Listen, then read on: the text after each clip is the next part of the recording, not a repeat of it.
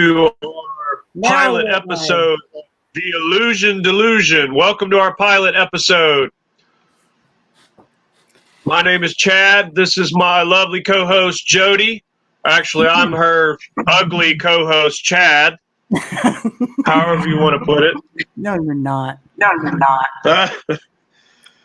So, just put a little disclaimer out there. This is my first time doing anything live on the internet as far as a podcast goes. So, bear with me, bear with Jody. It's going to be a learning experience for both of us. Well, I've been on people's panels before. Oh, you have, but I haven't. I'm saying for me, right. This is my first, Yeah, I'm popping my cherry today. So be nice to him. Popping my podcast cherry. Hopefully I'll give you guys some good laughs. I try to think on my feet, and I don't really have a filter when it comes to that. So anything that I say, take it with a grain of salt. But we're going to be putting some good information out for you guys. Jody, why don't you tell them a little bit about what the show is about, how you and I came to meet, and we'll go from there. I'll just kind of chip in and throw in little bits and pieces. Okay. Well, my name is Jody, and I run the Trunk Monkeys 2 channel on YouTube. I started out with the Trunk Monkey channel on YouTube, and it got shut down within 3 months. And quick question, Jody. Was that something that you started on your own, or did you join someone else? No. I started the channel on my own, and I had over 3,000 subscribers, and they shut me down. And so I started the Trunk Monkeys. The Trunk Monkeys channel. Were you able to carry over most of your subscribers, or eventually get them to follow you to the new channel, or what? Yeah. They found me. They found me pretty quickly because I waited like 5 days after they shut my channel down. I was just so devastated. Mad. Yeah, sure. Yeah. And I mean, the playlist that I had was just because I had a bunch of playlists about different topics. And I was just devastated, and so all truther related material, huh?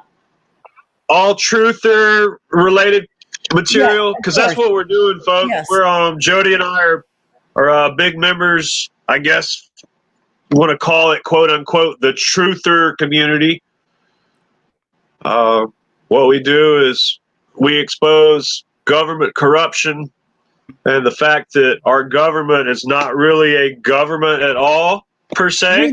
It's a corporation, and they're running it as such. It's religious, political, yes. There's corruption everywhere. Right. Doesn't matter what hierarchy it is. Yes. Anything on this earth, any hierarchy on this earth, tainted by man, is corrupt, or it's going to be corrupt. It might not start out that way. Whatever organization it is, whether it's a church organization, political, whatever, it doesn't matter what type of organization it is. They can have the purest, best intentions, but it will always end up corrupt, because that's the nature of man. That's human nature. Money changes everything. I don't believe that that's what human nature is. I think that's what the egotistical nature is. And the ego is separate from God's human. You're right. You're absolutely right. It starts with greed. Nobody is born with hate in their heart. Nobody. Absolutely. You are not born with hate in your heart. That is something I agree with learned. It's a learned behavior, yes. That's something that's taught, whether it's picked up in the home or it's picked up in school, by peers. People want to fit in. And as young children, we're very impressionable. We want to fit into our different peer groups.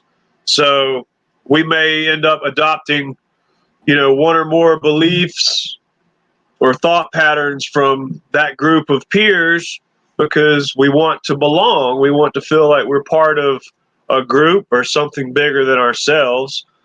So therefore, we might adopt, those thoughts and those thought processes in order to fit into the larger group.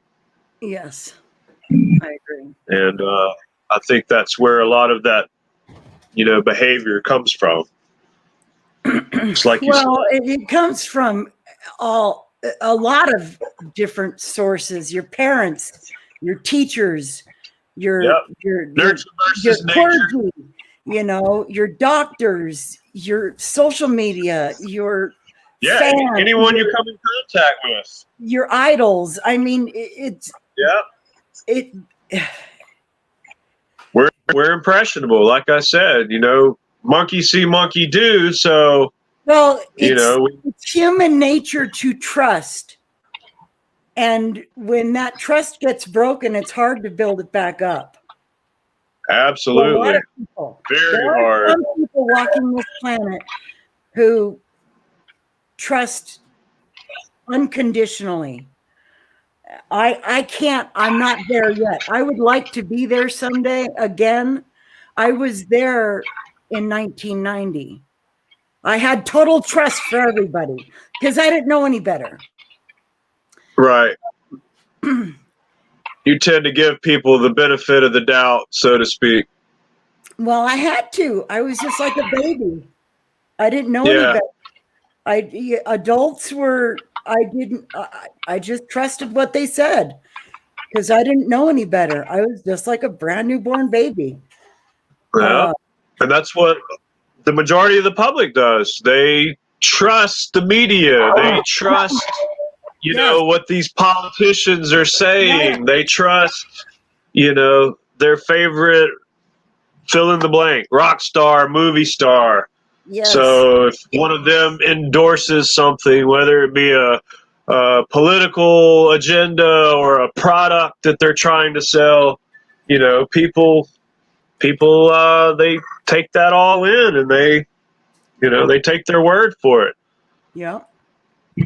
And I think that's a big problem with the information war is people hear what they hear and they just believe it without going and doing any due diligence or their own research. Yeah. Yeah. And that's a big reason why the world is in the state that it's in today is it's that herd mentality where go along to get along, like I'm just going to do what everybody else is doing. So I fit in and don't make any waves. But for me personally, like I'm long past that point. I'd rather be the one black stick, sticking out in a crowd of gray sticks or white sticks. And that probably wasn't a very good analogy, but I want to stand out like a sore thumb because I want to be that dissenting voice that says, hey, wait a minute, why are you guys just all gobbling this up and not doing your own due diligence? Because everybody needs to, be able to prove things to themselves. You know what I mean? Does that make sense? Yes. Yep.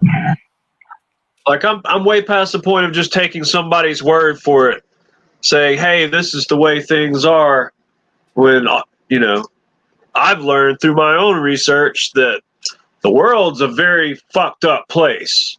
And there's so much shit going on that people don't realize. Maybe they turn their head away from it because they don't want to know.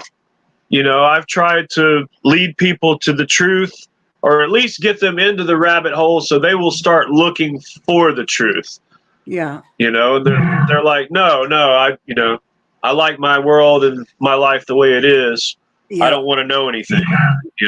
I don't want to know about the pedophilia in the Catholic Church or, government corruption or, aliens in Roswell, whatever. It doesn't matter. They don't want to know anything else other than what they know. Yeah. It's like they're stuck in a rat race on that hamster wheel and just spinning and spinning and spinning. You know, they don't want to get off the wheel. They'd rather keep spinning. Yeah. So anyway, so I started my YouTube channel. It got shut down. I started another one. And when I started the second one, I added another backup channel, which is this one that I have right now. Because I knew that the second one was going to get pulled too. Because my playlists were even better than the last one. Right. Were you getting shadow banned?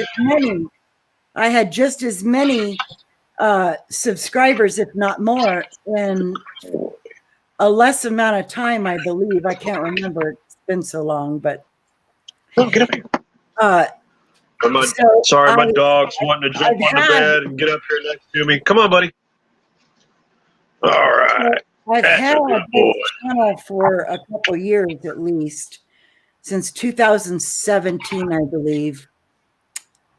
And it was, I think my channel got shut down because I mentioned that I was going to make a video about the Las Vegas slaughter. Yeah, they didn't like that at all, I'm sure. No, hey, no. buddy. This is my dog, Odin. Hi, Odin. Hey, say hey, Miss Jody. Hey, YouTube. Say hey, everybody. Hey, guys. Yeah, he's half pit, half Alaskan Malamute. And he is a sweet boy. Yeah. He's such a good dog. Anyhow, podcast is not about you, buddy, even though you want to be famous. I'm a famous dog. He just saw me with the laptop up on the desk, and he was like, "Oh, what's going on up there? I want to get involved."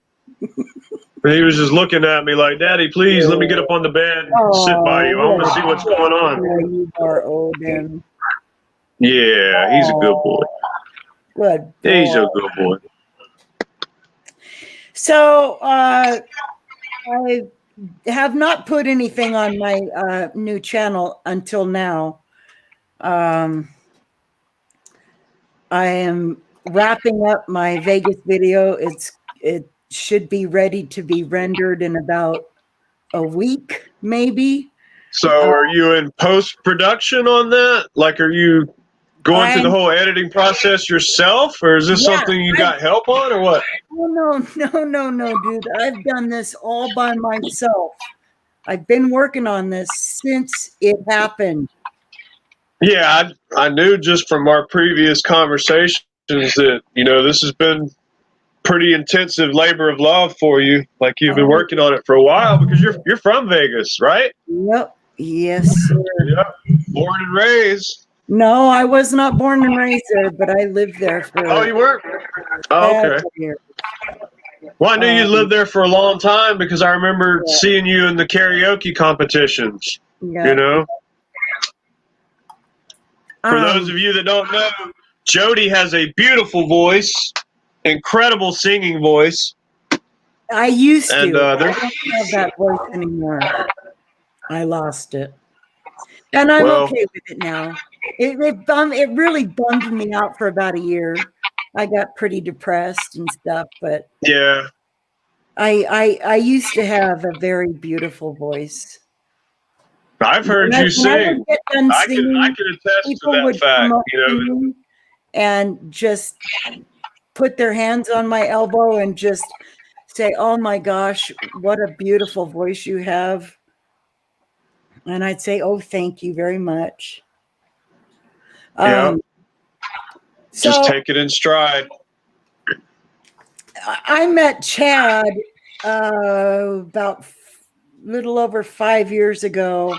I was a Facebook whore. I was it was right around 2014, I think. Till the moment I went to sleep, I was on Facebook. And I came across this post about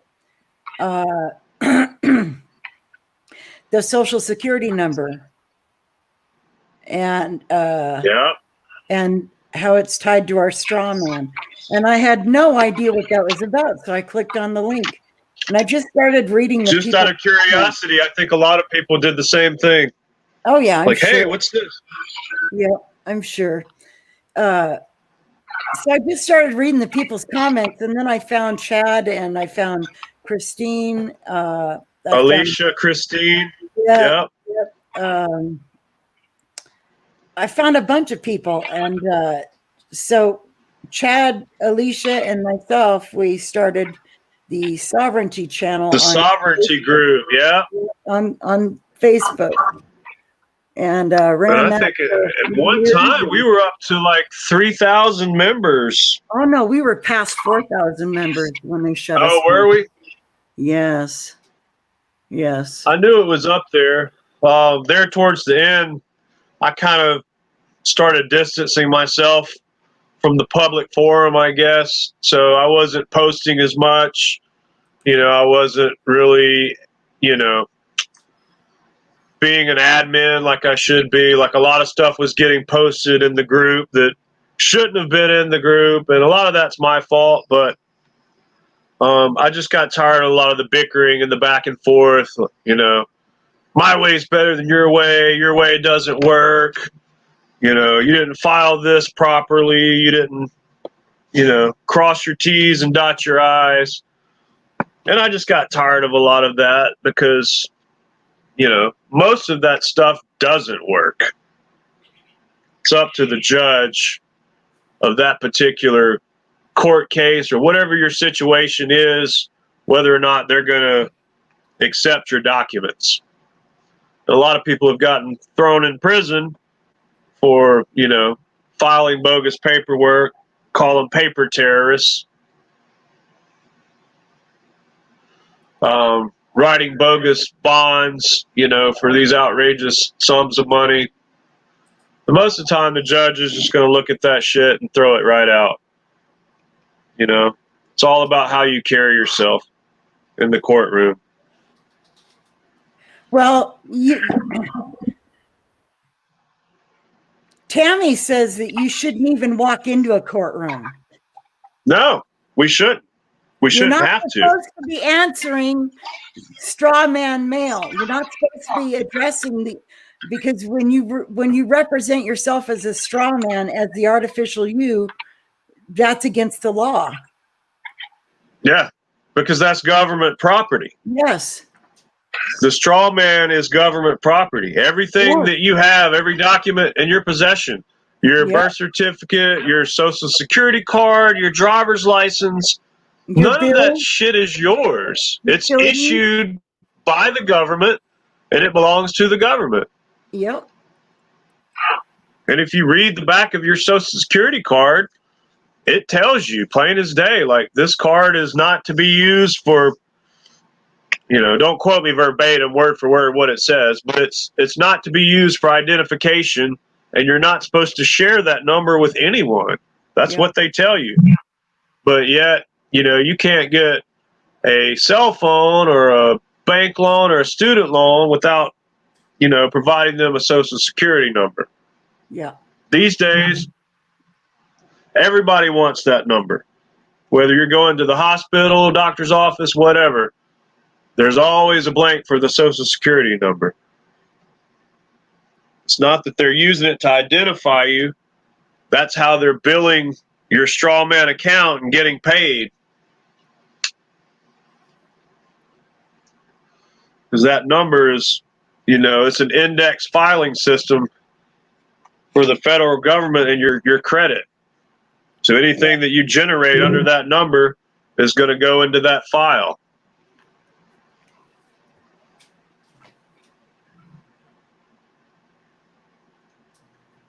Right? Yep.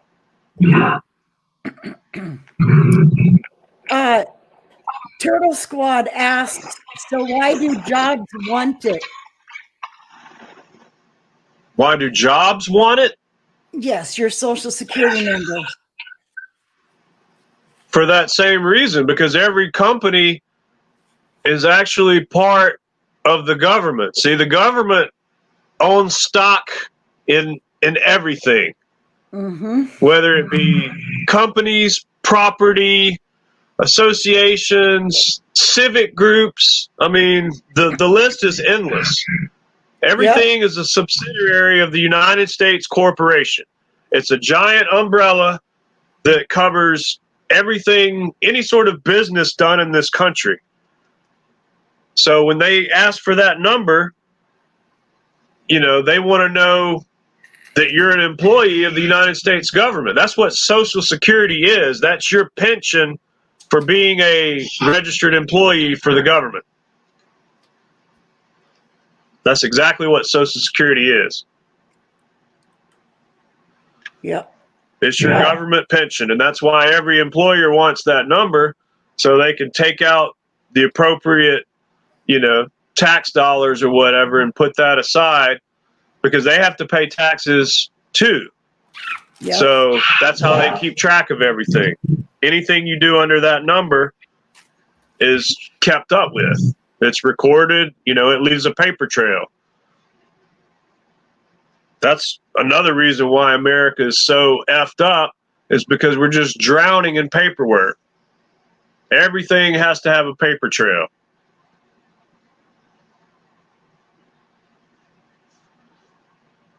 So do we have people in the comment section, the chat section?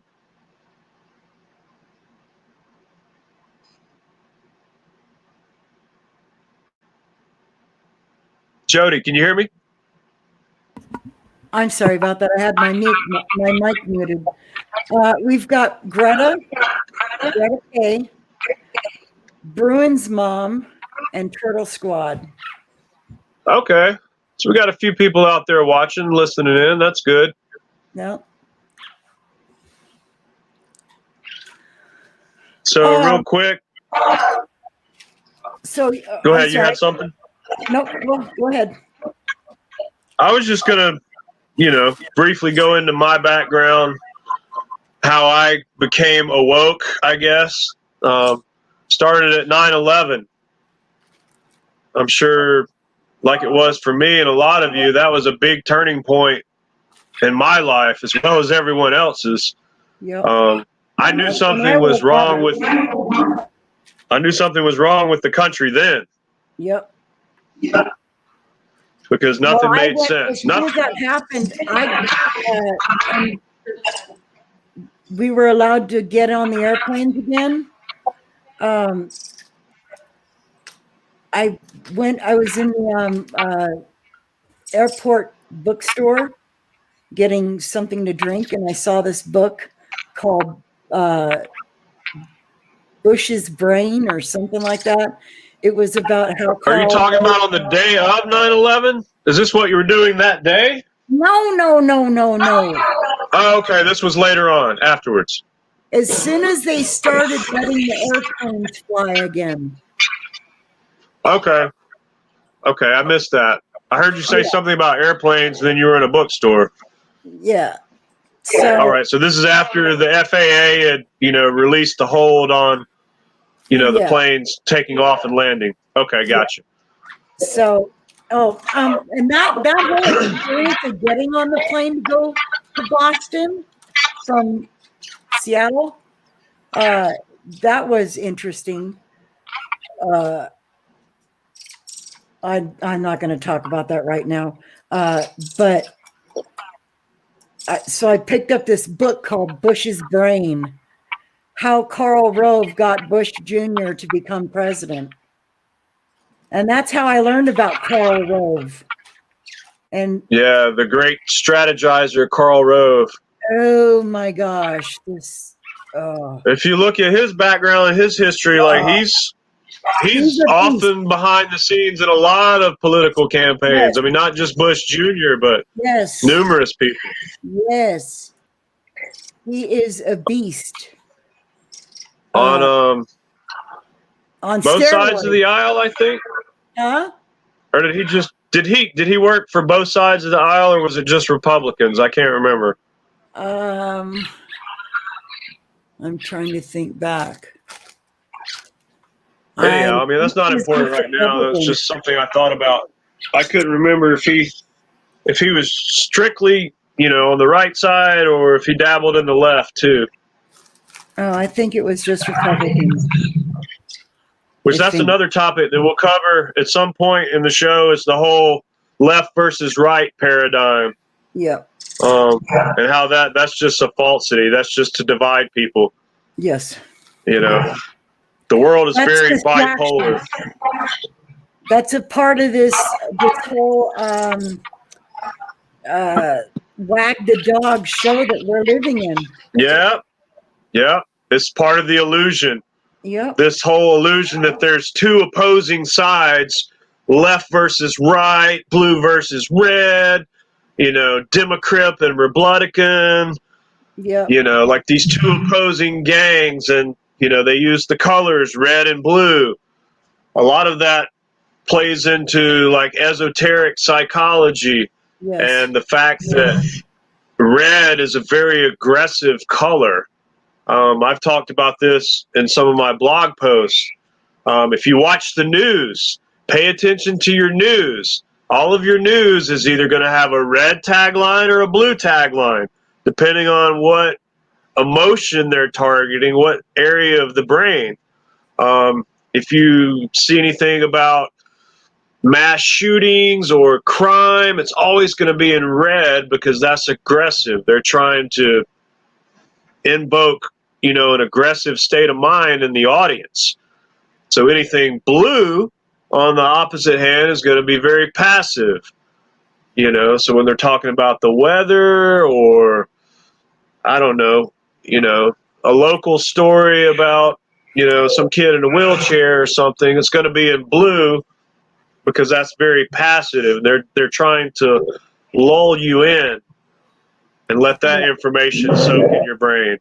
Yeah. So they're very, very slick with their tactics as far as, how they're deceiving people and how they're able to, I guess, use trigger words and trigger people's emotions. It's very color-based. Mm-hmm. Red versus blue, Same thing, same thing in like children's toys, except instead of red, it's pink. Like all girls stuff is pink. All boys stuff is blue. Like they want to raise America. Tie emotions to your reality. Exactly. Girls are all taught that they're going to be princesses, and so everything's pink.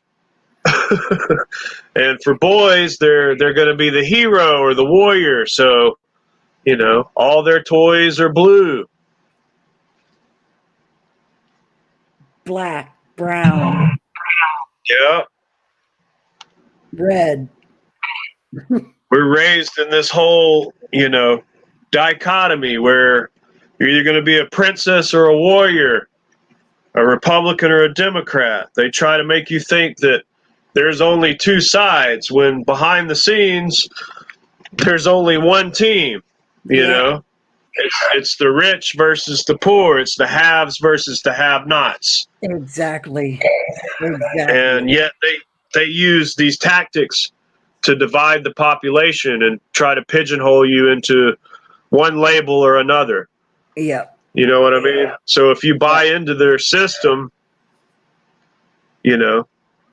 that's where you're going to end up. Yep. They're going to try and put you on one team or the other. Well, if you're not for our team, then you must be against us, so you're on the other team. Mm-hmm. If you're not a Republican, well, you must be a Democrat. Yep. You're a liberal, or you're a right-wing, alt-right, whatever. Like, it just cracks me up. Like, all these different labels and, pseudonyms that they try to come up with, like, to label someone. I have people ask me all the time, just in general conversation, well, what political party do you belong? None of them.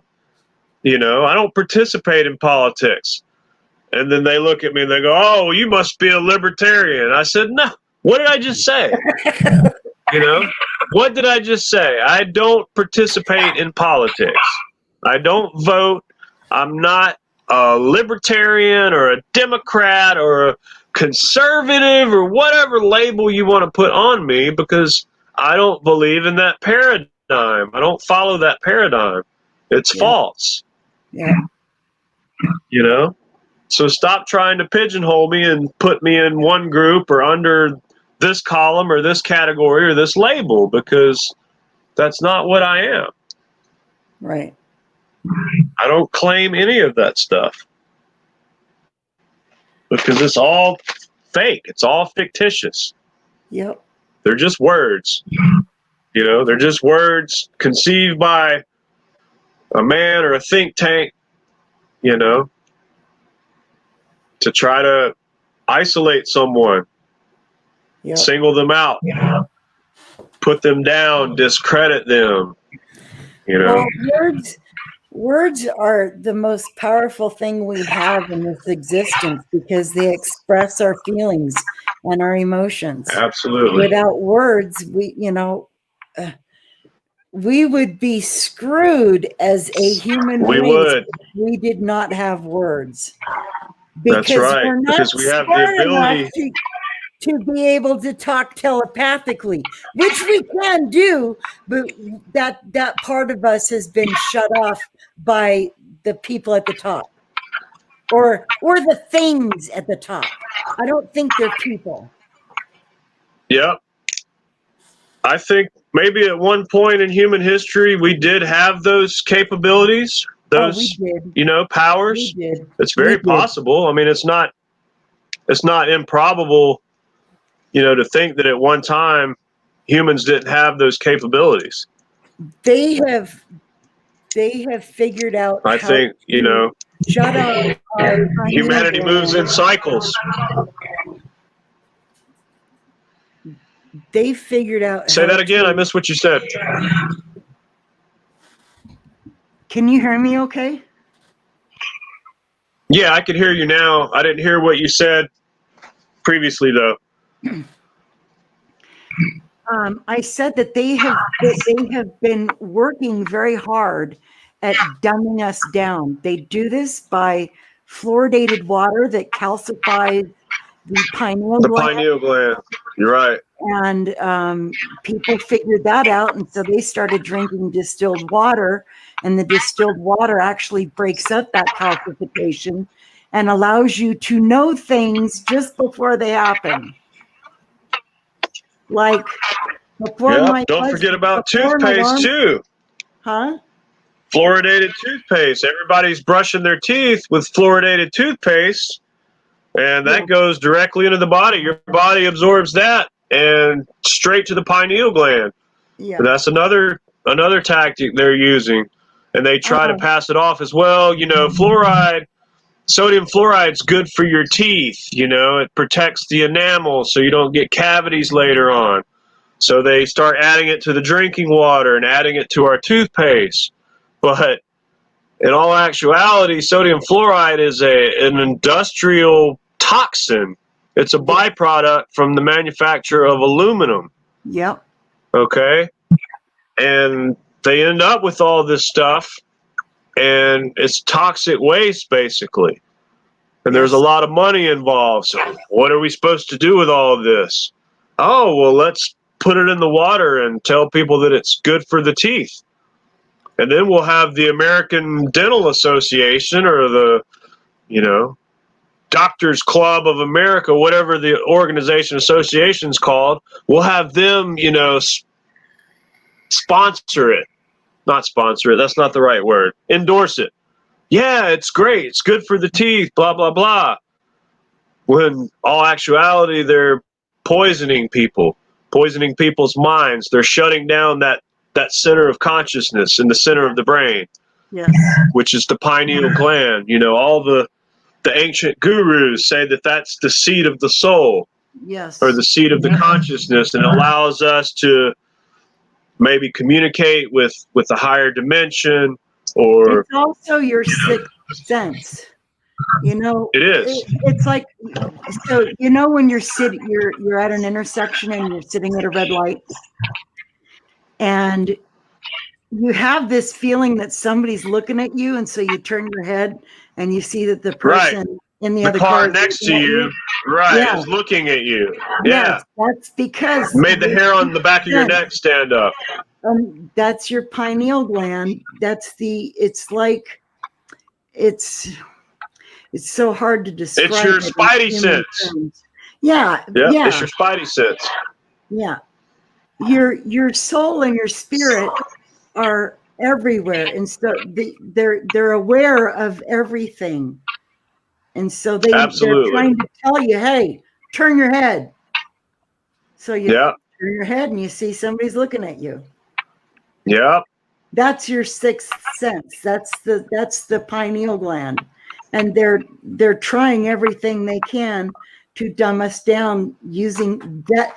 They use so many methods, but that's one of them. Right. They're trying to disconnect people from their spirit self. Yes. They've removed because they want everyone. Yeah. They want to detach us from the ground and put us in this artificial realm. And that's a lot about what Clint talks about in his book and on his blogs, is the war between nature and artificiality. Yeah. It's the Matrix world. And it's the same analogy in the Matrix movies. You have Neo and the crew. They're detached from the Matrix. They're unplugging Neo because he wants to see the truth for himself. Morpheus tells him, I can only show you the way. You have to take the step for yourself. I can only show you the path. Yeah. You have to make the choice to follow. Same thing that Christ said in the Bible. I am the way, the truth, and the light. I can show you the way, but you have to take up your cross and follow me, so to speak.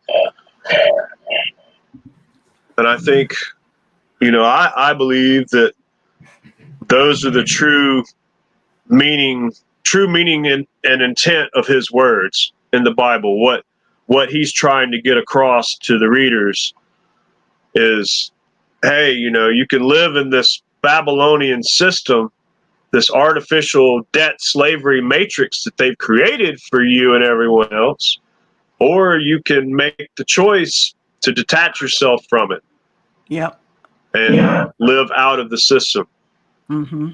And that's the purpose of this podcast from my perspective, is to try to show people that path and show them that there's another way to live. Like, you don't have to participate in their stuff.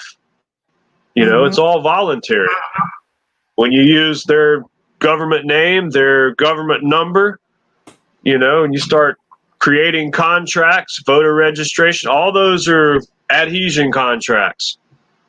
You're just creating more spider webs to entangle yourself. Less is more.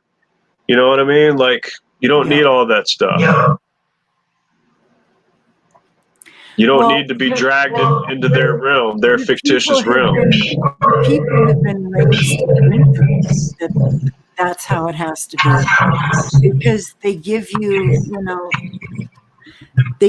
all these nice, enticing things. These toys.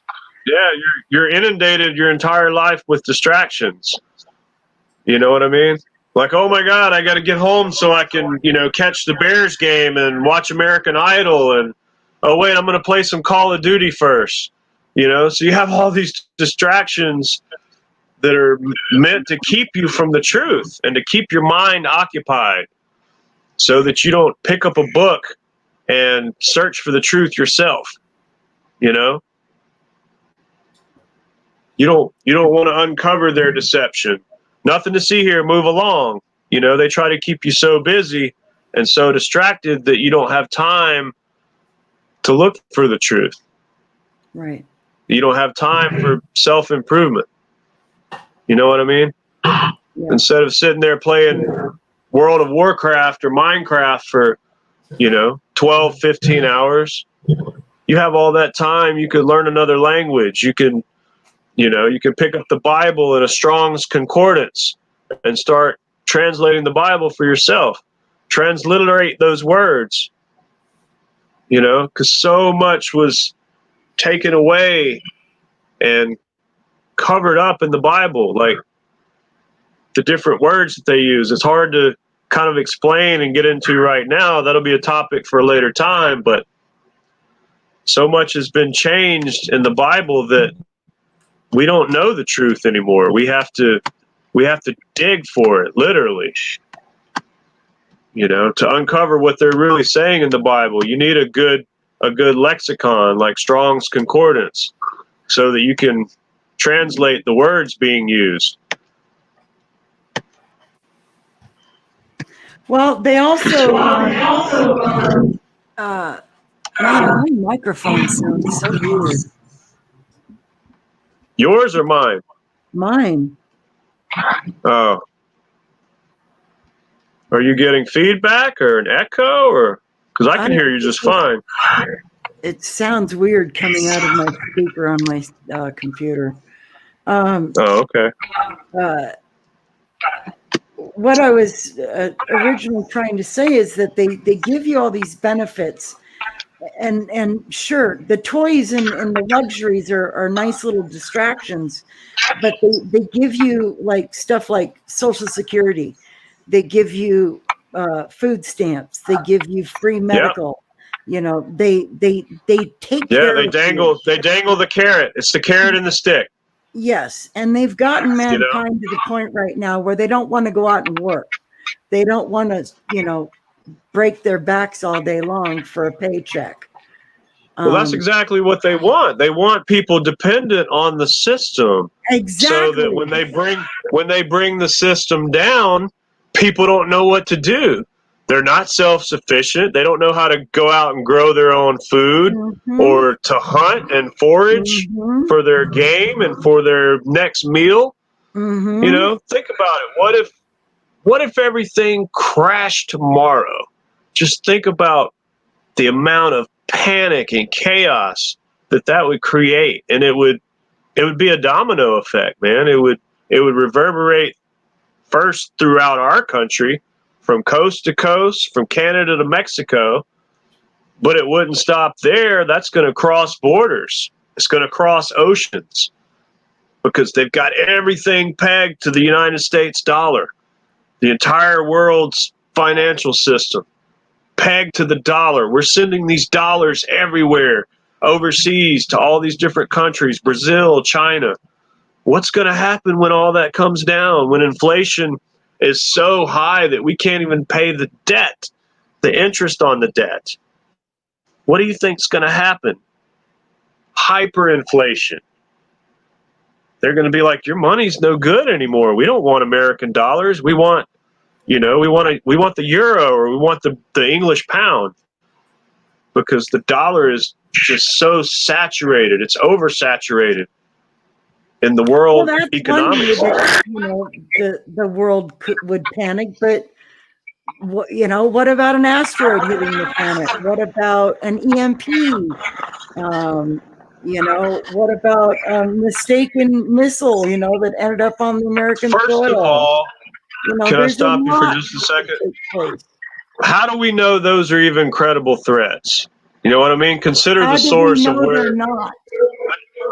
Well, fair enough. But once again, that's Hollywood, putting out all these disaster movies, Armageddon, Deep Impact, The Core, name one, Day After Tomorrow. I mean, if I sit here long enough, I can think of all these different disaster movies where they're trying to pre-program you, like, oh, the world's going to end and it's going to be by a volcano or a frozen tidal wave or a comet's tail or an asteroid or a meteor. It's just another way of them pre-programming everyone to have that fear, that fear of what's going to happen next. So everybody thinks that the world's going to end by some sort of cataclysmic disaster. But we don't know if any of that's real or not. We also don't know that it's not real.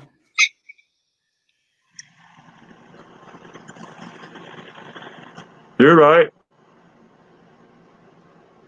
And that's what they have done to the human psyche. And they have worked on, they have been perfecting this craft for as long as mankind has been walking this planet. We are their You're little right. worker bees. We're like their laboratory lemmings. Exactly. We're their worker bees. Yep. And They we're do also not give a shit about you, your family, no, we're your expendable. dog, your car, your house, your land, your possessions, Any of that. your anything. None of that belongs to us anyway. They want to make They money say it belongs off to of them. you.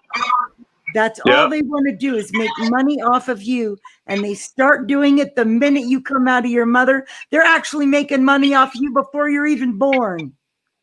Yeah. And they make money off of you after you die. Absolutely. They do not care about you. They just want to make money off of you. And that's you why are we have to letting them work. do it. That's why we have Because to work you do not and realize slave from your cradle to the power. grave. Yep. We're forced to work from cradle to grave. Meanwhile, No, we're not they live. forced to do this. Well, This is I understand. all voluntary. This is all voluntary. They do not. Yeah, I see what you're saying. I see what you're saying.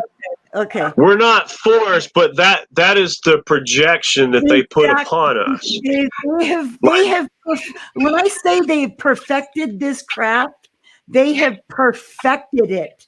They've got the human race to believe that they're powerless. If the human race even knew 10% of what their true capability was, these pieces of shit would vacate this planet faster than a blink of an eye. And that's what they're worried about. Yes. That's the main thing that they're worried about is everyone waking up at once and everyone arising at once and saying, no mas, no more. We're done. Exactly. We're done. So you can take your landed estate in, the south of England that your family has had for generations and generations, and we'll all come there and we'll tear your mansion down brick by brick, plank by plank. And you won't have that luxury anymore. Yes. Yes. I don't advocate violence, but I mean, the world is built on violence. Everybody needs to read Jack Donovan's essay, Violence is Golden. You can go on YouTube and check it out, where he actually gives a presentation in front of some group. I don't remember the name of the group, but if you go to YouTube and look for Violence is Golden by Jack Donovan, it's him reading aloud his essay in front of an audience. And it resonated with me so powerfully, word for word. The world is built on violence. Mm-hmm. Everything was taken, at the tip of the spear or at the barrel of a gun. Mm-hmm. That's how a lot of these families made their fortunes. Yeah. They were just behind the gun instead of in front of the gun. It's all about power and control for them. But they are the few, we are the many. Yes. And that's what they're most afraid of. I believe that we are, our potential and our capabilities go beyond the third dimension. We're fifth dimension beings. We have been forced into a third dimension reality. And you're kind of getting into some David Wilcock kind of stuff there. No. Are you familiar with David's work? Yes, I know about his work and other works, but that's not. I'm going by what I learned in my near-death experience. Okay. The controllers of this third dimension reality that we're in. When I say they have perfected their craft, I mean that wholeheartedly. They have perfected their craft at convincing us that we're weaker than they are. So are you talking about like the Anunnaki type stuff, like Michael Tellinger, Zechariah Sitchin, that humanity was created as a slave race for No, higher level beings? we were not created as a slave race. We were created out of God's love. Okay, then how did we become the slave race? How did we end up? This is the third dimension creatures I'm talking about that have convinced mankind that they are so weak that they have to obey these third dimension things. Which are what? I don't know. They're just third dimension things. And they're evil at their very core. Okay. These entities that you're talking about, are they the ones that you think are on top of the pyramid at the apex? Like they're the controllers of the 13 families or Illuminati or whatever you want to call them? Is that kind of like where you're going with this? No, I know. I'm trying to understand. This material. You said something about this material existence that we're in right now. When we came out of our mother and we were spanked on the behind by the doctor, we were introduced to pain and shock, and the boys got cut around a very sensitive area. They've been traumatized. Right. Circumcision, you're talking about? Yes. And these children, these newborns, were brought into a world filled with fear and pain. Children that have been brought into the world outside of a hospital in a loving environment grow up stronger. They've got their senses are more heightened. They're very well-rounded individuals. But you take a child a male that was born in a hospital and he got circumcised right then and there. His first that's instant trauma. Yeah, their first experience of life is trauma and pain. Yes. So when they say you're born into sin, technically speaking, you are. But that's not where you came from. You came from God. No, I understand that. God created you perfect in his own image and likeness.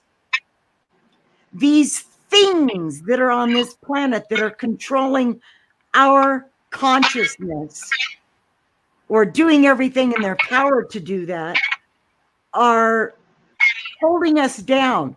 They're keeping you stupid. They're keeping you submissive and passive. David Icke seems to think that they're some sort of reptilian, higher consciousness. They're not higher. They're a lower dimension than we are. We're fifth dimension beings. These things are third dimension beings. Okay, I don't know what any of that means because I haven't seen. But most of them are third dimension. Being that they're from this dimension that we're in? Yes. Is that what you're saying? Yes. Okay. I'm just trying to wrap my head around it. That's all. We're in the third dimension right now. This state of consciousness is the third dimension. Right. Because, I mean, we see and hear When you everything in take 3 dimensions. DMT and you have out of body experiences, that's when you go to higher dimensions. People that astral project, people that Take ayahuasca or LSD. Yeah. Yeah. I see what you're saying. I've read a little bit into that. You know, people that have gone to like the Amazon basin and live with, you know, Amazonian tribes like in Brazil or Ecuador. You know, a lot of those native tribes, they take ayahuasca. Yeah. Which chemically, I think it's closely related to mescaline or, you know, peyote, LSD. It's a type of hallucinogen, but it comes from a plant or a tree there. Yeah. And somehow they distill that down into a tea or a drink and they consume it. And then they commune, I guess, with the spirit realm. And so it causes them to have these really vivid experiences where, you know, they're talking with these entities that you're referring to, or it might not be the ones that you're referring to, but they're communicating with something. Yes. And something is giving them a higher knowledge. Yes. Or a knowledge of the spirit realm, I guess I'm trying to say. Does that make sense? Yes. But you can't do that without being in some sort of altered state of mind. Yes. Like you have to have something to open that third eye gateway, whether it be peyote or ayahuasca or an NDE, you know, a near-death experience, something traumatic, you know, that I guess jolts your pineal gland or your center of consciousness, and maybe shocks it and puts it in that altered state. That's what I think. Yeah. Just based on the stuff that I've read, things that I've watched. You know, I haven't experienced any of that for myself, but just based on my own research and my own, you know, observings, that's kind of the way I'm leaning towards, I guess.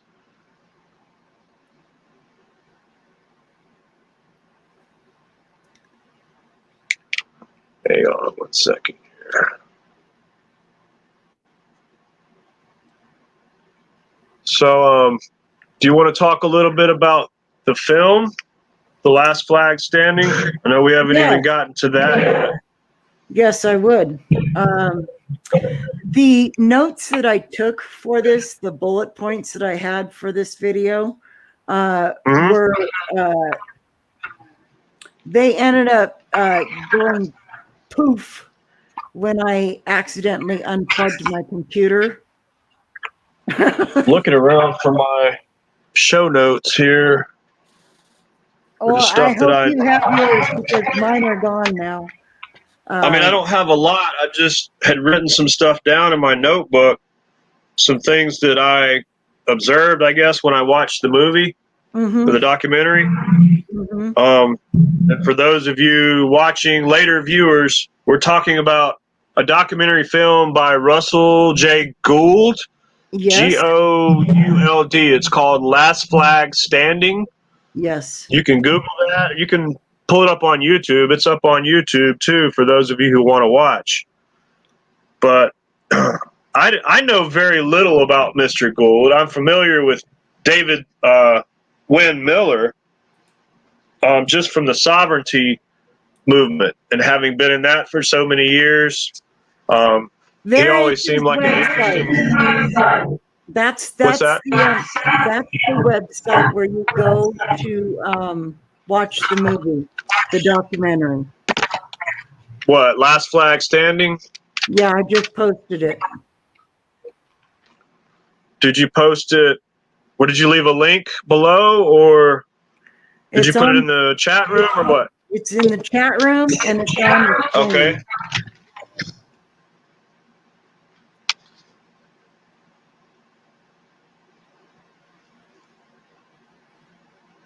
I guess the biggest question that I had about that is, how exactly, we can talk about this together, but how exactly does changing the grammar and the syntax affect, our contracts and obligations that we might have with the state or federal government?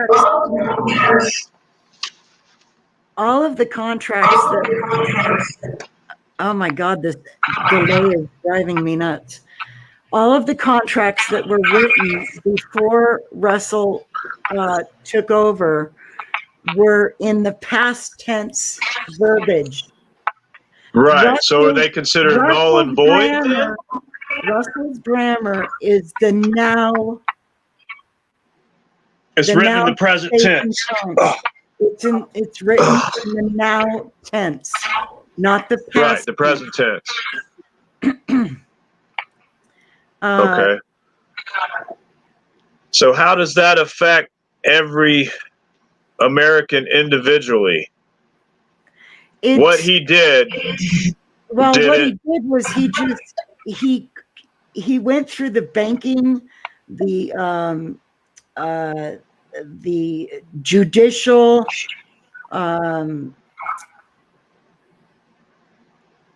went through each of these systems. He went through all the courts, all the banking. He rewrote all the documents in the now syntax, which makes it impossible for anything to go wrong with this now, because everything is in the proper form. Does that make sense? But did he do this just for himself and his partner? No. Or that's where I'm confused. Okay, so how does... Okay, for everyone in the world. Yes. Not just the United States, but no, this affects everybody from Mexico, all around the world. He's called the Postmaster General of the World Corporation. That's his title. Okay, so do you know how someone can access this information and update? Go onto his website. Okay. I haven't even been to his website yet, so that's why my questions may seem a little naive or uninformed, because I've only watched the documentary. Okay, I've only watched the documentary. I haven't been to his personal website or his company website or whatever he set up with David Wynn Miller. I don't know anything about, their business or their ventures or what they, I guess, were setting out to do or trying to do. Can you see the very top of the screen? My browser? Yes, I can. All of these pinned sites that I have. Russell, yeah, I see all the windows you have open up there. Russell. That's quite a lot of them. Is this one. These are all pinned. These don't move or change. I use all these to do my research on. Okay. On a daily basis, so you just keep them pinned to your taskbar up there? Yes, this is the Office of the Inspector General. This is the U.S. Department of Justice. Congress.gov. All right, so quick question, Jody. How does that differ from the existing Department of Justice or the existing Postmaster General's office? Is this something that he set up on the side, not on the side, is like a mirror or counterpart in the private sector? Is that what he did? I'm just confused as to what he actually did. When he took on these different titles, did he set this up in the private sector? No, this is the new quantum banking system that's getting ready to start around the end of this year, the beginning of next year, is his. Yeah, you hear him talk about it. That's his in the film. Like he talks about the rollout that he's set up. Okay. He wrote all of the verbiage for the contract of these banks. Gotcha. And the governments. Has he had any feedback or pushback from these entities that he's supposedly taken over or usurped? Oh yeah. I mean, have they relinquished control to him? Because seems to me like they're not just going to hand over the keys to the kingdom to him, without a fight. And then just subscribe to his channel on YouTube. Start watching the videos that he puts out every week. Okay. Okay. I just need to take his movie. I just need to take more time and do a little more watching and reading, I guess, into his work, into his channel, his personal channel. Because like I said, I've only seen the documentary. I haven't done anything else. Yeah. And I haven't been able to uncover much about him on the internet as far as, personal background, history, whatnot. I just know that those in power just aren't going to say, okay, we had it all wrong all along. Well, here you go. You seem to know what's going on, so here's the keys to the kingdom. Here's the key to the front door. Just make yourself at home. I just don't see it going down like that. You know what I mean? But he has gotten quite a bit of pushback. But I'm sure he has. Watch his movie and then start watching the videos that he's putting on YouTube, and it will explain a whole lot more. Also, I don't know if you ever watched the 19 or so videos of David Wynn-Miller. It's on my blog. A long time ago. David stuff at the time, I think I got into it a little too early. It was probably around 2010, 2011 maybe when I started watching his videos. And honestly, a lot of it was way over my head at the time, and still is today. A lot of his stuff is just over my head. I don't know if I'm just too dumb to understand what he's doing, or maybe I just wasn't approaching it with the right frame of mind, I guess. Can you see the quantum I can see the screen. Yeah, quantum language. There's 1 of 17, 2 of 17. Okay, so you can see that. This is my blog, and this is I got. This is your blog. Okay, leave our viewers a link so they can get to your blog, your page. I did. You did? Okay. I left it in the chat. This is my blog. I've got. This is the woman that inspired me to do everything that I've done. Tammy Pepperman. Yes, love Tammy. Yeah. Yes, let's do a quick plug. Quick plug for Tammy Pepperman. For those of you that don't know who she is, this woman is absolutely incredible. I'm going to leave you her YouTube channel, and I'm also going to leave Bo. Leave it for the viewers. I have it. I have, Bo and Rocco. Yeah. Bo and Rocco show, all of that stuff. I have Tammy's old channel. I've been watching Tammy stuff as long as you have. I think we discovered her about the same time. Yeah, we probably did.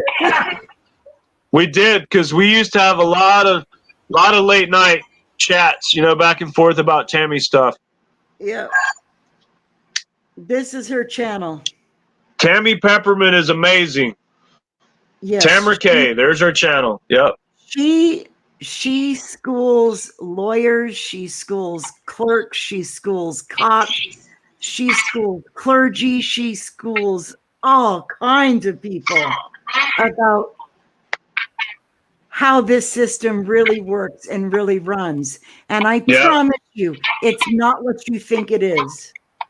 Absolutely not. She exposes, DFACS, CPS, whatever, Child Protective Services or Department of Human Services, whatever that's called in your state, the state that you currently reside in. She has gone head to head with all of these agencies that are kidnapping children and basically selling them to the highest bidder. Yep. That's what's happening out in the world, folks. Our children are being kidnapped and sex trafficked for well over 5 years.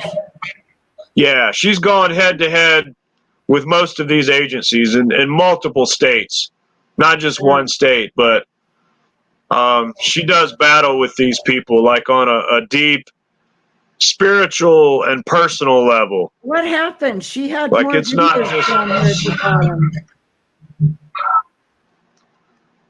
I don't know.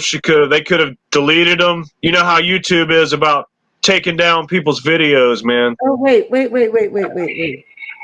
Nope. Like if you put something out that they don't agree with, never mind. They'll snatch it away. Nope, I'm Found wrong. I'm wrong. It's fine. Everything's fine. And Tammy really is a very humble person as well. What? I said Tammy is a very humble person as well. Oh yeah. Like she has no hubris when it comes to ego. I think all of us have a little bit of ego at certain times, but I've never seen or sensed any ego come out of this woman. It seems like everything that she does is generally, altruistic, or it comes from the heart. Yep. She does it out of charity, out of pure love and pure charity, which, that's what Christ wanted. Yep. He wanted our actions to be out of the spirit of kindness, love, and charity, and not with any, monetary motivation involved or having any sort of ulterior motive other than just helping people, from the bottom of her heart. And that's what Tammy Pepperman does. Clint Richardson. I watched her video that she put up there about Corporation Nation. This is an incredible video. Okay, you're breaking up, Jody. You're breaking up. I didn't hear any of that you just said. I don't know if the viewers did either. I said this is how I learned about Clint Richardson. Clint Richardson? Yeah. Corporation Nation. Yep. Check this video out.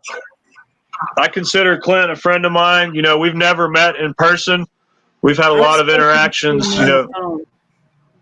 Yeah, I've spoken with him on the phone. We've had a lot of interactions through Skype.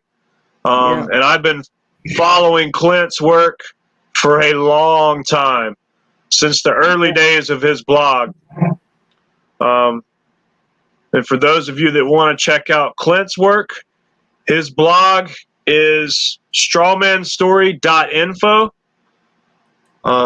I don't know if that site is still up. He may have moved it all back to his original site, but his original site was www.realityblogger, and that's blogger with 1 G, not 2. Okay, realityblogger.wordpress.com. What's that? Put it in the chat. Oh yeah. I keep forgetting that I'm live on the internet. Probably be easier just for me to type it up there. I'm such a dumbass when it comes to stuff like this. You know what I mean? Reality blogger. And I can't type either, so I'm like hunting and pecking for each key here. Reality blogger. WordPress. Number 1 G. Yep, got it.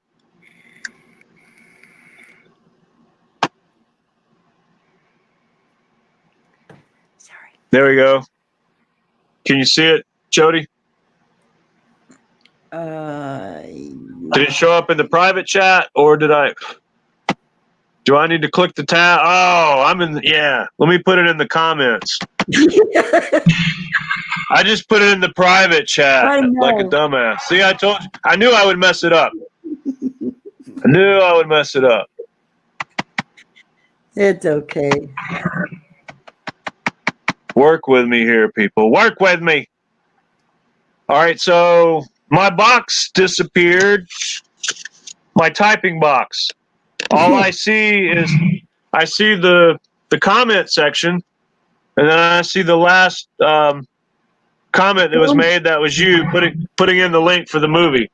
Go to my YouTube channel. Live chat. I want to try to get it in here for everybody that's on now. It will in go. The show. Go to All right, so I need to go to your. Oh, I thought I couldn't open YouTube while I was in StreamYard. Just make sure you pause the video on YouTube when it opens. Okay. All right. Give me 1 second here. I'm going to open another window. Funny.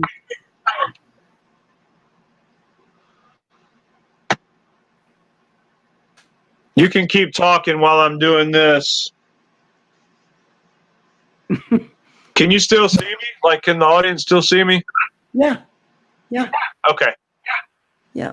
Because I've got the YouTube, page pulled up over the StreamYard, so I didn't know how that would work. All right. I need to go to her homepage. Looking for your channel here.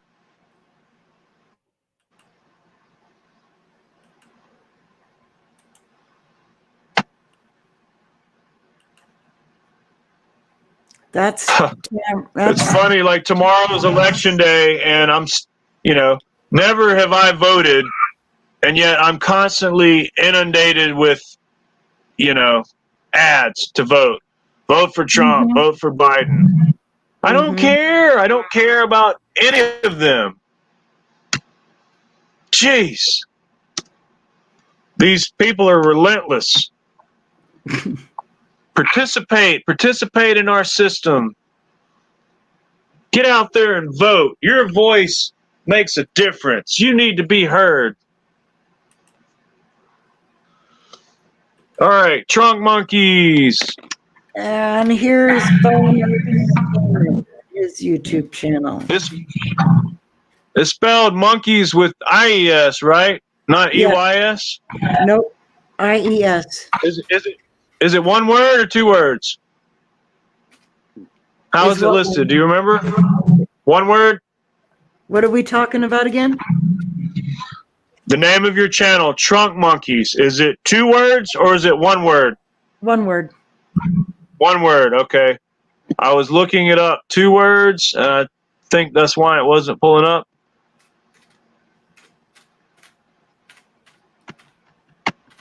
Trunk Monkeys 2. Oh, 2. Hang on. Jeez, I'm gonna get this by the end of the day, hopefully.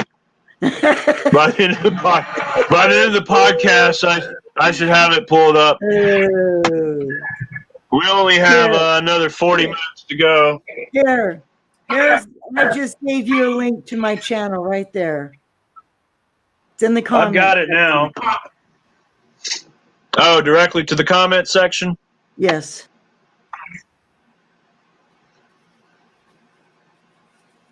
The Illusion Delusion, episode 1. All right, so should I click on this video and leave it in the comments of this video, yes? What are you doing again? I should leave the link in the comment of this video. Yeah? Oh, yes. Yes. All right.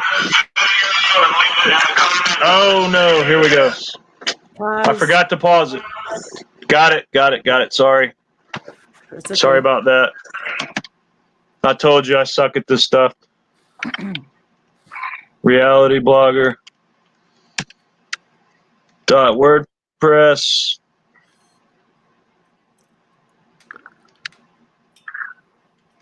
All right.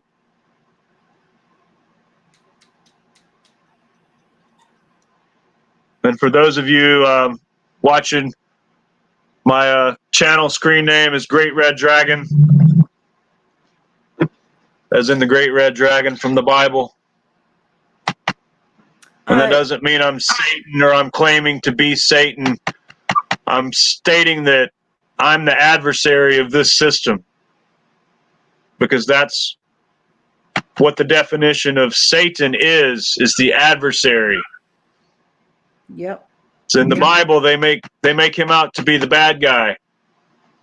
So I guess I'm the bad guy. Somebody's got to be the bad guy, right? Somebody's got to stand against their system, right? Why not be me? Maybe I'm the devil they've been waiting for all along.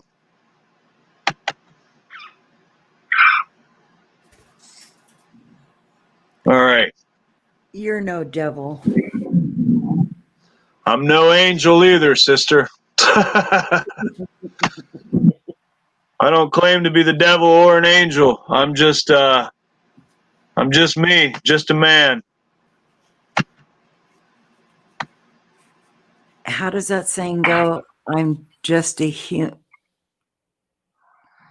I'm just a human having.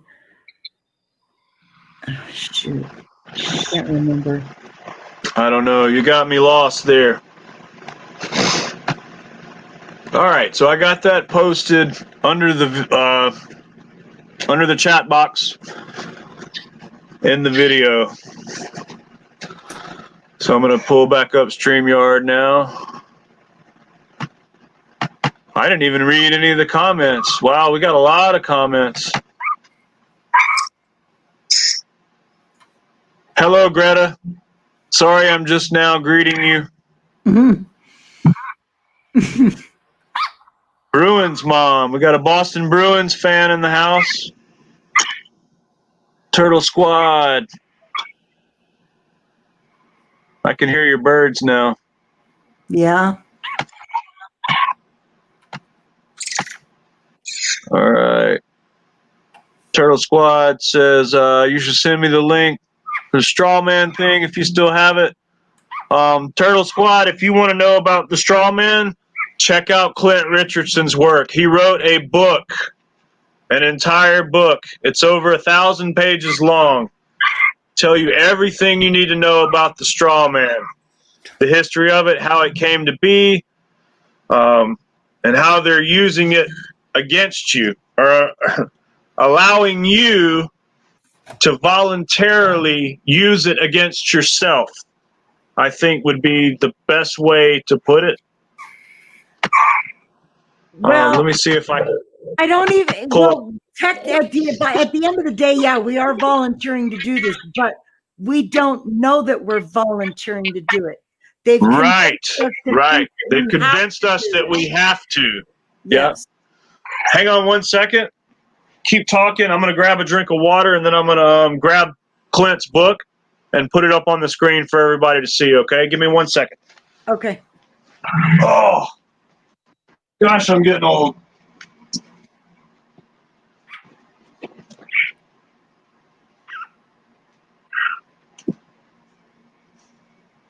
What do you want, Odin? What do you want, buddy? I think it's just you and me. What's that? I said, I don't think that there's anybody watching. I don't see anybody. Oh, really? Yeah. Everybody left. That's fine. You know, I don't care if anybody sees it or not. All we can do is put the information out there, you know? Yeah. So for anybody that, you know, has eyes to see and ears to hear, you know, they're welcome to watch, listen. Yep.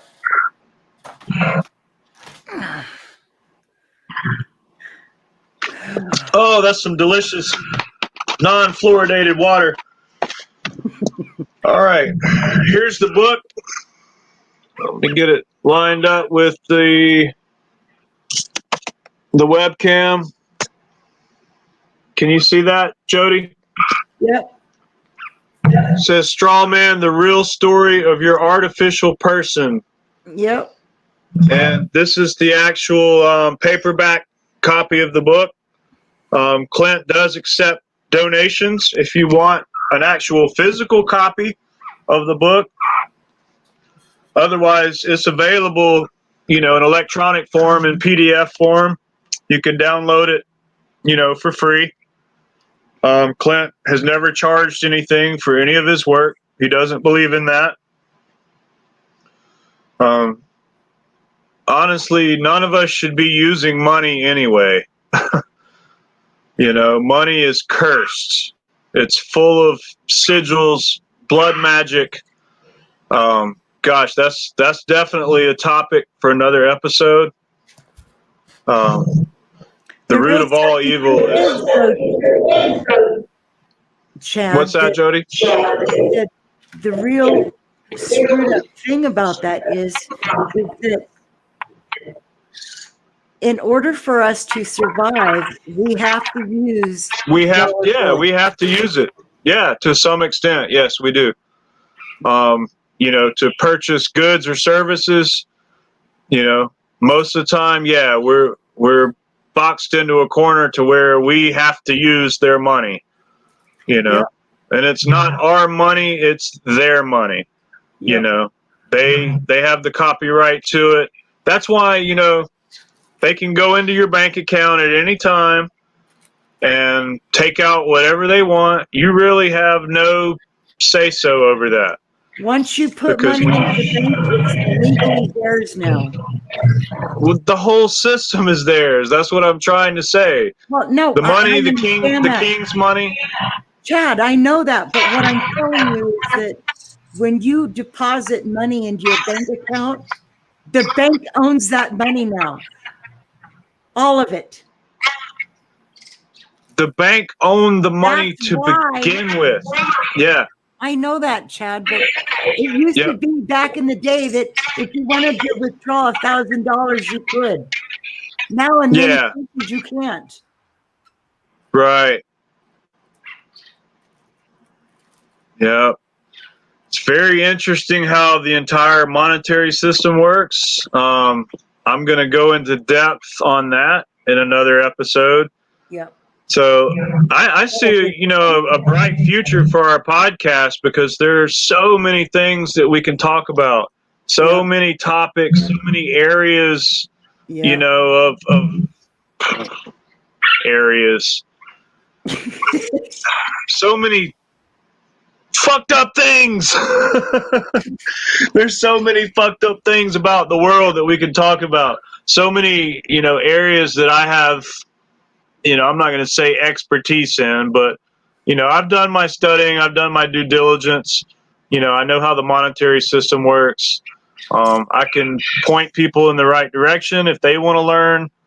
The Chicago office of the Federal Reserve issued a pamphlet years ago called, I believe it's called Modern Money Mechanics. And it puts it right out there and tells you exactly how the Federal Reserve System works, how money is created. I've got a tab full of nothing but information about that stuff. Yeah, and there's a lot of good information out there. I don't know if any of you... EIS, all of them. Yeah, the Bank of International Settlements. Oh, yeah. All of those big banks, too big to fail. It's all one giant cartel, one giant cartel that in the past has been controlled by, very few families. Everybody's heard of the Rothschilds. If you haven't heard of the Rothschilds, you shouldn't be watching our podcast today. You should be out there trying to dig up stuff about them, because a lot of the problems in the world, can be traced to them and how they took control of the world's monetary system. These banking families. the history of the Rothschilds is a very interesting one. Some of the things that they've done, especially during the Napoleonic Wars, when their rider was allowed to cross enemy lines and get back to the Bank of England, and told everyone that Napoleon had won the Battle of Waterloo. So what this did was cause the English pound to plummet. Basically, everything owned by the Bank of England was up for grabs. And this is when Mr. Rothschild, I can't remember which son it was. I think it was Nathan or James. The who is not important. It's the what and the why that is very important, because using deception, right? The who's not important. It's the why and the how. Okay, so what happened was the whole financial sector of England was tricked into thinking that Napoleon had defeated the Duke of Wellington at the Battle of Waterloo.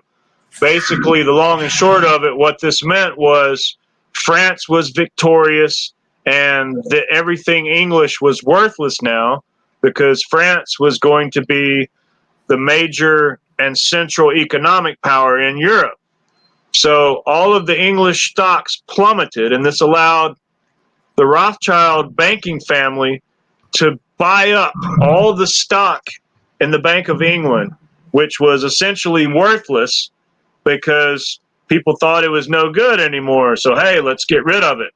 Everything's going to go to the franc now since Napoleon won. Well, and of course, historically, what happened, Napoleon was defeated.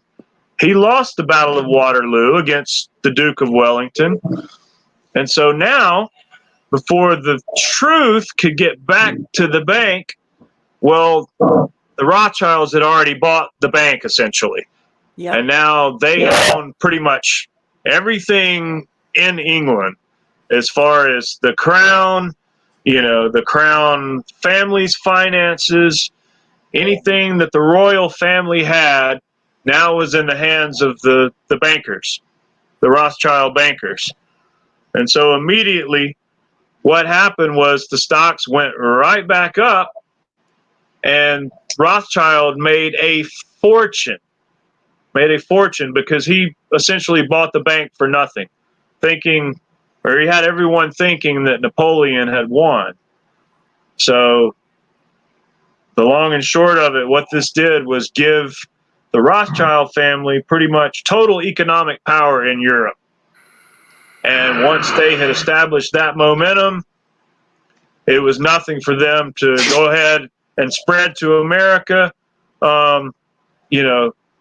Basically less than 100 years later, Battle of Waterloo was 1815. By 1913, the Federal Reserve had been established, and as they say, the rest is history. So that little ordeal, that debacle there, gave the Rothschild family the impetus and the momentum to continue growing and spreading their financial influence throughout the world. And of course, they brought that over to the United States less than 100 years later and established the Federal Reserve. So that gave them the economic power over our country as well. Yeah. Edward Griffin put out a good video about that called The Creature from Jekyll Island. Yeah, The Creature from Jekyll Island. Oh, that was the book that I think he wrote about the secret train trip that they took down to Georgia, Jekyll Island, Georgia, and that was the birth of the Federal Reserve, essentially. Yep, and the IRS. Yep. On board the train were Senator Nelson Aldrich. I think he was a very powerful senator from New Jersey, if I'm not mistaken. Somewhere up there, one of the states in New England. I can't remember if it was New York or New Jersey, but I think I know that he was he was a very powerful, influential man in the Senate at that time. I think he was head of the Banking and Finance Committee. So he had a lot of ties, a lot of, powerful political connections, as well as, the money powers behind the scenes. And his daughter, I can't recall her name, but she ended up marrying, I think, Jacob Schiff, or the son of Jacob Schiff. Jacob Schiff was a partner in Kuhn and Loeb, which was a financial firm that was tied to the Rothschilds. I think they were like a front company for the Rothschilds in America at the time. Yeah. Kuhn and Loeb.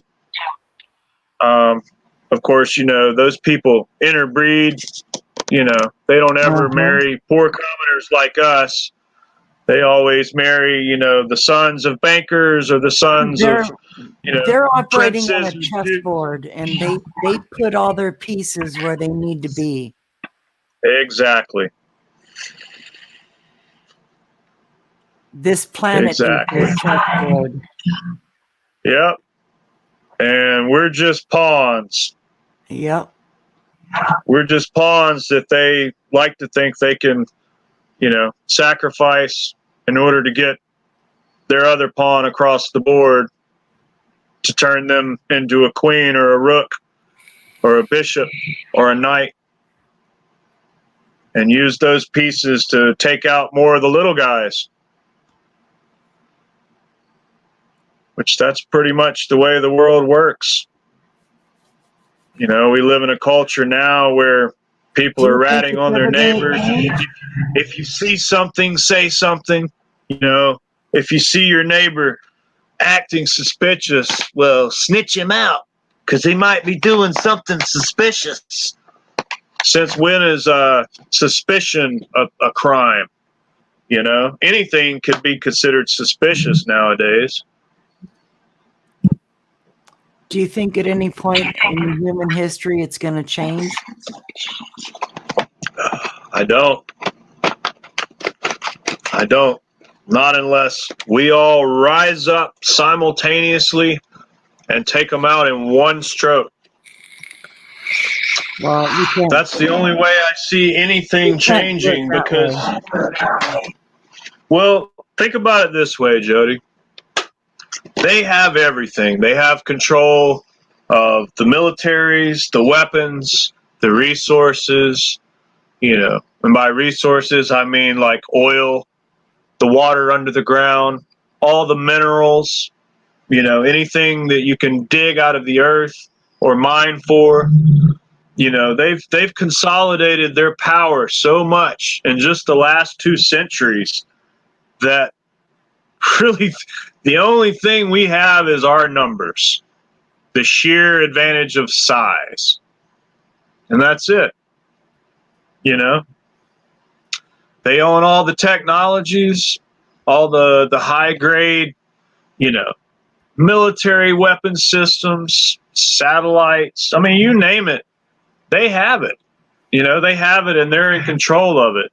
So if it were ever to break out into an all-out war, they have us outgunned.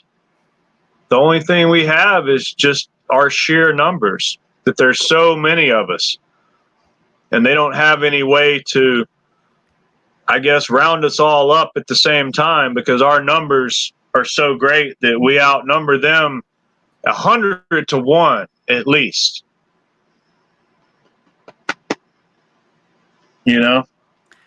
Well, I do know that we are the 99%. So the 1%, they may own and control everything, but we have the numbers. What we're lacking is a leader,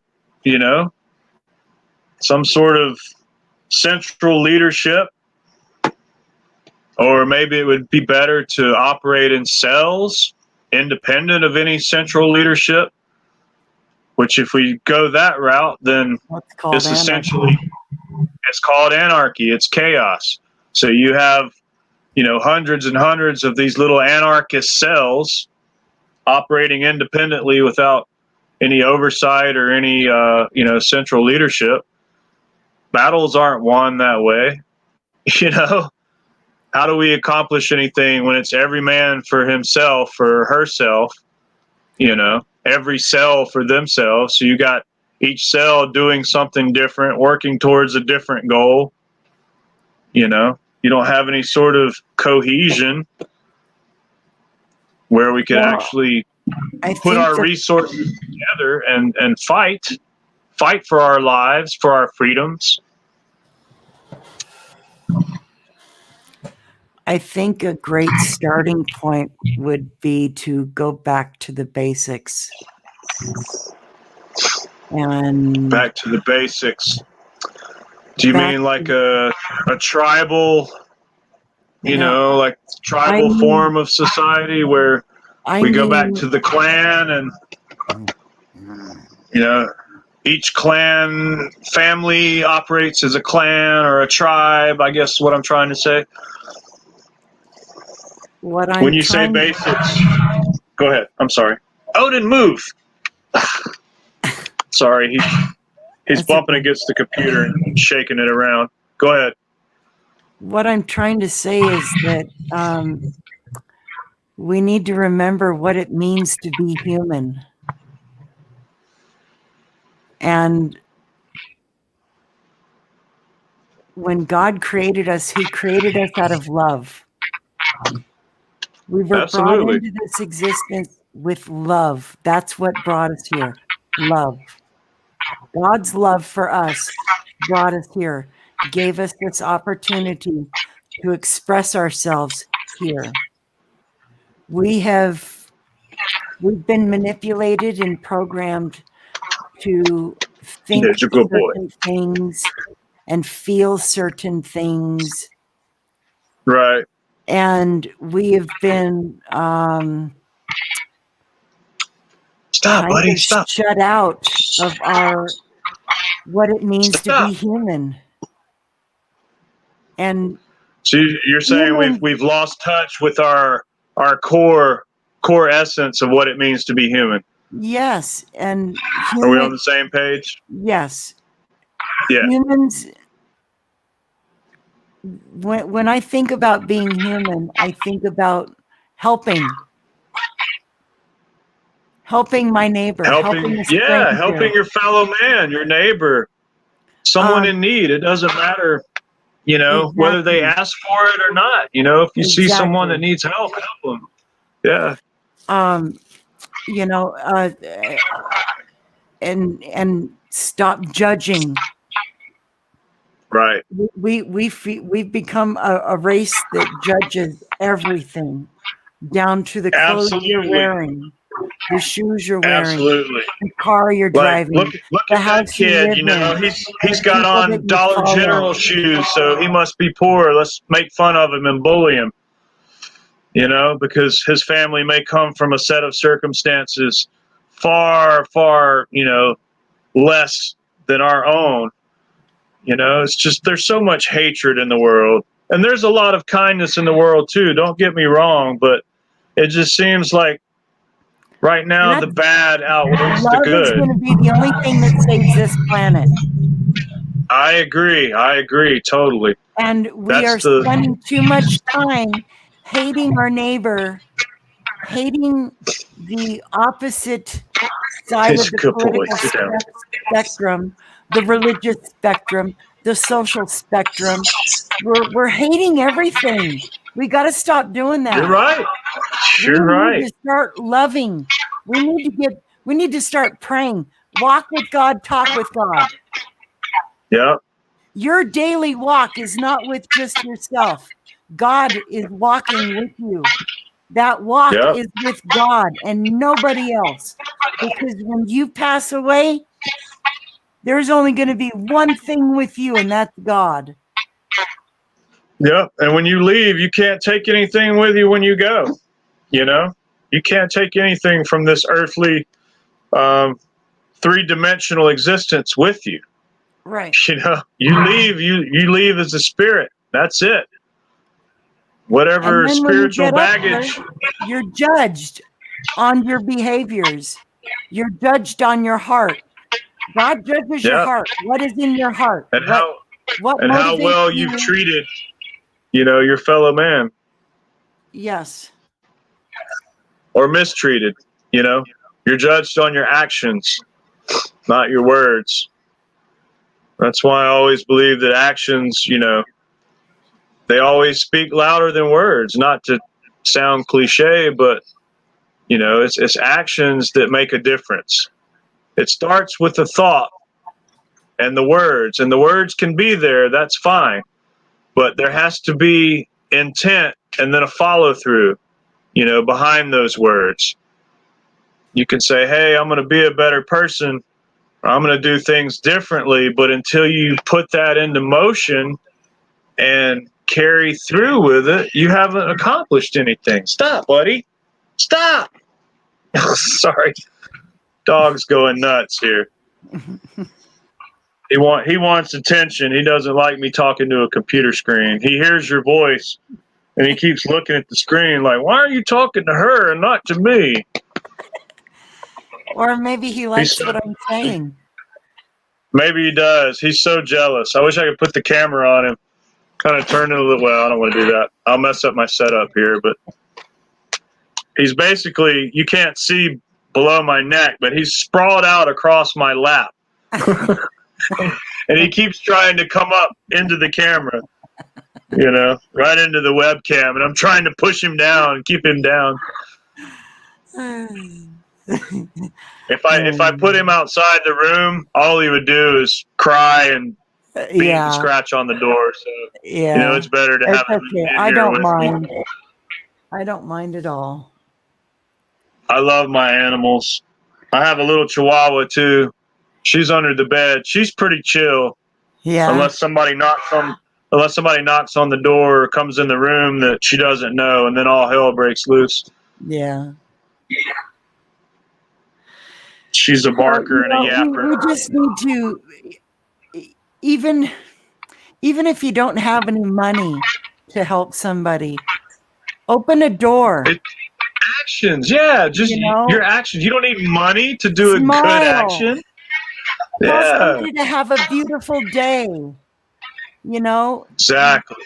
It's that whatever is coming out of your someone's heart spirit is going to heal this world. Well, whatever is coming out of your heart will determine what your world is. You are so right. Sense. You are so right. And we have the power to create our own world. Exactly. We do have a lot of power Thoughts in that sense that we can. Thing on this planet. Yeah. Just shining light into the darkness. That's all it takes. Yes. And that's all you have to do. That's the point of this podcast is to do something good. Is yeah, to bring joy and laughter into people's hearts. Yeah. Especially we're trying to create something beautiful here. Yes. I'm coming out of a pretty dark period in my life. I mean, I've been struggling with my own demons here for the last couple of years. And I'm not going to go into that, what I've been going through and whatnot, because we all go through our own struggles, right? Yeah. But this is a good point for me in my life, because I'm coming out of that dark night of the soul, I guess. Yeah. And trying to rediscover myself in the process. So making this podcast is going to be a good thing for me, because it's allowing me to try to uplift and give people hope. Stop licking me, buddy. And create something positive and put that back out into the world. Yes. Because we've got to reverse all this negativity. Stop, Odin. Stop. Yes. Stop licking me. That's what they want. They want your energy to be at the third dimension. They do not want your energy rising to the fourth and fifth dimensions. Exactly. They're trying to keep us down. Your energy. And they've been stealing our energy. Yes. by keeping people in this negative mindset, this hopelessness, defeatist, like, oh, what are we going to do? We can't change anything anyway, so we might as well. No, don't roll with it. Don't go with the flow. Get out there and do something. Yeah. Like we were just saying, you can change your world. Yeah. Just start with small things, little small actions. Like you said, like opening a door for someone, or, helping the little old lady cross the street with her groceries, whatever it is, Yeah. Start with small things. But small. The most important advice I can ever give anybody is to start talking to God. Just talk to him. You don't have to form a prayer or anything. Just talk to him. He wants to hear your voice. He gets great delight in that. He loves it when you talk to him. Whatever you think your God is, and I'm not going to single out any religion. You're right. That's what I'm trying to say to the whatever you connect with. Yes. If you don't call it God, if you call it your higher self, whatever, that's fine. Because we all know that there's something higher than we are. We didn't create ourselves, okay? So obviously something much, much higher than us created all this. Jehovah, whatever you call it, nature. There's something higher out there that put all this into motion. This complex world and universe that we live in, goes all the way down to the microscopic, infinite, quantum realm, quantum physics. There's more. Yeah. There's more in this empty space than there is in the filled space. Yeah. Does that make sense? It's like, I do know. There's so much out there that we're only at the tip of the iceberg. Yeah. A lot of questions probably will remain unanswered. I don't think we're meant to have the answers to a lot of things. When you pass away, when you have that experience of leaving this body on this planet, before you reach heaven, it's almost like your brain gets an instant download of all of the truth that was hidden from you on that planet and in the universe. I think, Earth is a training ground. It's almost like you get an instant download of all the answers. Yep, everything that you needed. Oh, my dog loves me so much. He's such a good boy. Yeah, everything, all the questions that we can't answer today, right now, I do believe that, eventually we'll have answers to that. It won't be in this lifetime, though, like you said. Right. It'll be once we cross that doorway into death.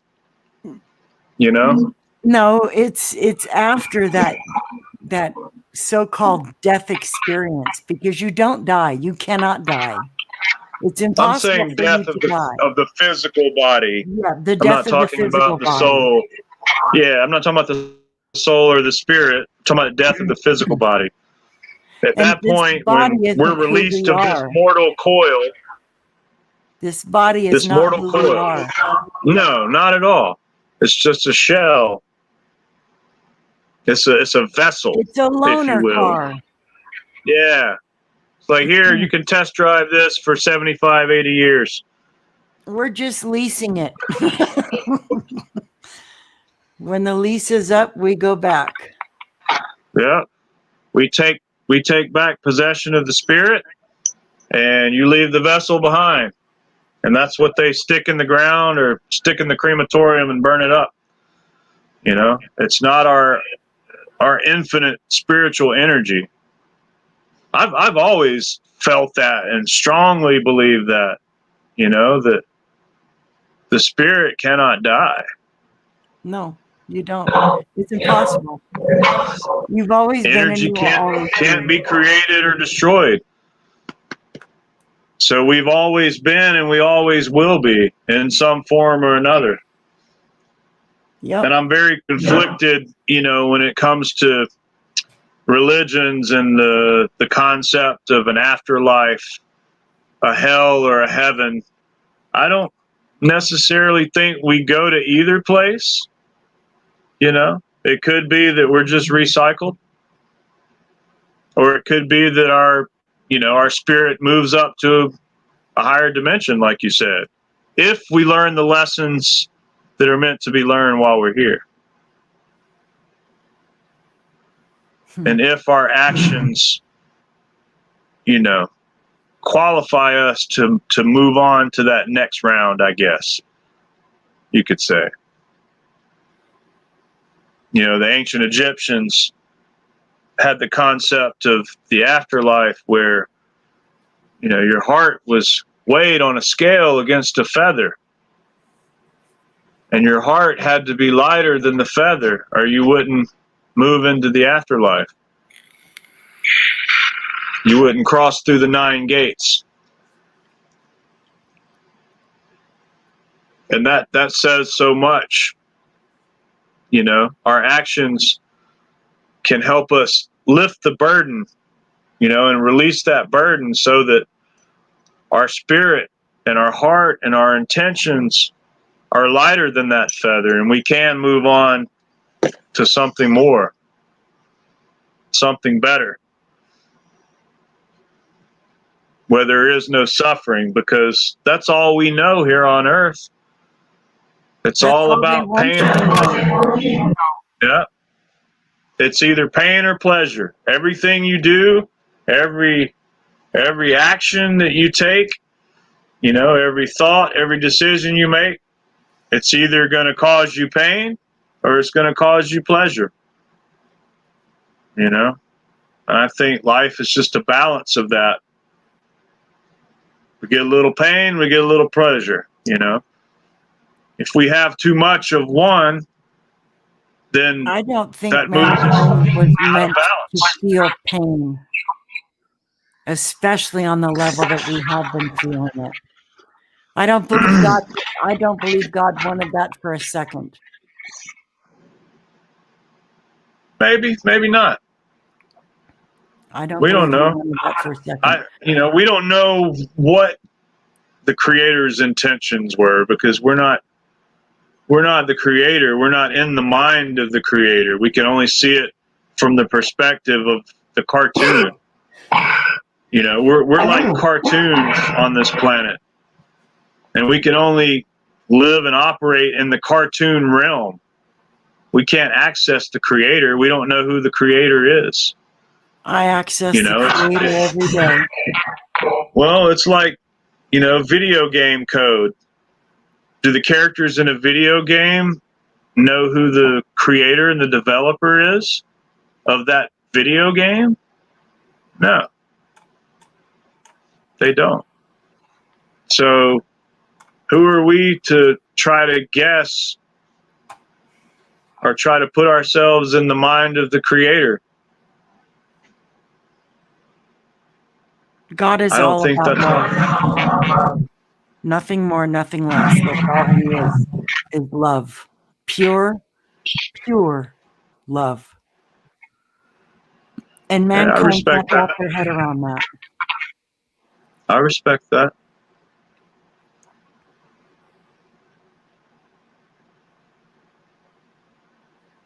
And those are good thoughts to leave off with today, I think. I agree. Yeah. God is it's all about love. God is love, and so we should all do our best to emulate that, folks. Couldn't have said it better myself. Okay, well, we should probably wrap it up. Jody signing off. It's at the 2-hour mark.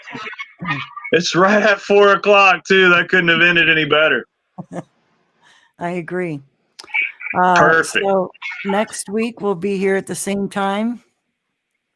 Yep. Monday, depending on what time zone you're in, 2 p.m. Eastern, 1 11 Central, Pacific. 11 Pacific, 12 Mountain. So whatever time zone you're in the United States, that's where we'll be. Yep. Monday Fun Day. I like that. I like that a lot. We used to call it Sunday Fun Day back when I was in the bar business. Like a lot of the local bars and restaurants. Yeah. You know, the people that I knew that worked at those places. Mm-hmm. Well, a lot of the establishments were closed on Sunday. So we would all get together on Sunday and do like a potluck dinner, or, you know, just hang out in the park and get shit-faced wasted, whatever. You know, whatever we decided the week before, but we would call it Sunday Fun Day.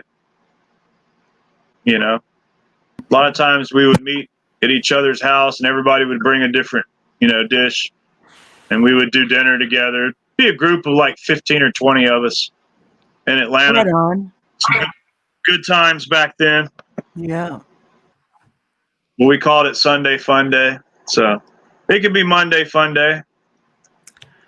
Well, I'm sure for some people it won't be so fun. All the days end in a Y, so it doesn't matter. Whatever day it is, it can be Fun Day. You know, whether it's Sunday, Monday, Tuesday, Wednesday, Thursday, Friday, Saturday. Every day, Fun Day. Yep. Every day should be a fun day. Well, all right, guys. All the listeners out there in YouTube land and the internet land, a beautiful week. Like, share, subscribe, as they say. I'm really bad at doing that. Or not, you know. We're putting the information out there. If you want to participate, if you want to, you know, like, share, subscribe, please do. If not, don't, you know. I'm not going to force anybody to do anything. Everybody can make up their own mind what they want to do. That's what I had on my old YouTube channel. I never asked for subscriptions.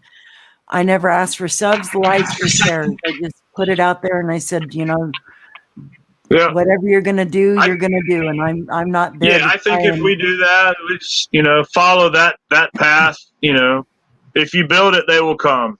You know, like Kevin Costner said in Field of Dreams. Information out there and let them decide. Just put it out there and let people ingest what they want to ingest. Yep. All right. See you next week. Be safe. Have a great week, everybody, and I will see you next Monday. Absolutely. Take care, guys. You too. Bye-bye. All right. Bye-bye.